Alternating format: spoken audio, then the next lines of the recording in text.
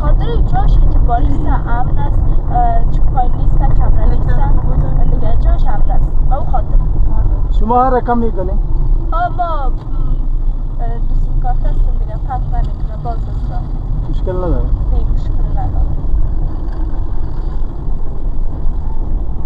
اونجا دیگه هم هسته یا شما دوتا هست؟ نه دیگه کسی نیستن، فقط اموجا مربوط موازی، مثلا هر وقت خواستیم موازی فقط میتونیم بریم. اون رقم نیست که مثلا کنم خواهشخانه باشه و هر کس رفت آمد کنه، اون رقمی باز رو دگیرم میرنیم دیگه. اون تو یک جای است، با خاطر یک ذره خب پیسه خیلی زیاد میگیره.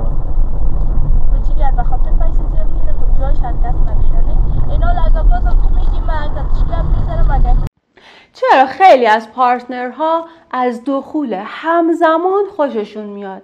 اصلا مگه میشه دخول همزمان داشت و لذت برد؟ امروز قراره داری انجام میدی باعث میشه که همزمان این دوتا با همدیگه تحریک بشن و اون لذته براشون خیلی زیاد بشه. اگه از لحاظ علمی هم بخوایم بررسیش کنیم، چون که توی این ناحیه گیرنده های عصبی خیلی زیادی وجود داره و داره همزمان با همدیگه تحریک میشه، به طرف یه حس خیلی خوبی میده، یه لذت مضاعفی رو میده، اینطور بهت بگم.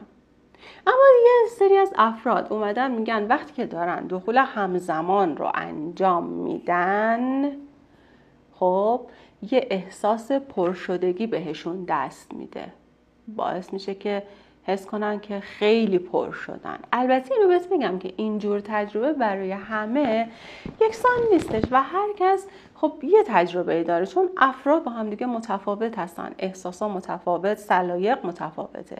دلیل نمیشه که همه از اینجور رابطه لذت ببرن. خب حالا که فهمیدیم کیا و چیا چطوری دوست دارن این رابطه رو، اصلا آیا این نوع رابطه ضرر و زیانی هم میتونه داشته باشه؟ ممکن هست که باعث آسیب بشه؟ اما قبل از اینکه بخوام ضررهاشو بهت بگم، حتما این قلب قرمز رو لایک کن. اگرم تا حالا کانال رو سابسکرایب نکردی، خیلی خوشحال میشم که این کار رو انجام بدی و اون زنگوله ها رو هم بزن تا از ویدیوهای جذاب دیگه بیخبر نمونی. مرسی. حالا همزمانی میتونه چه ضررهایی رو داشته باشه؟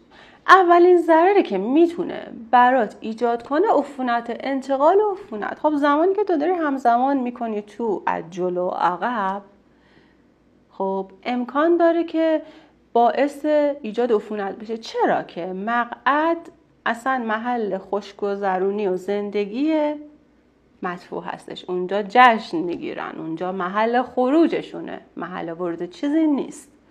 و زمانی که تو داری حالا آلت تو وارد میکنی و بعد یهو میخوای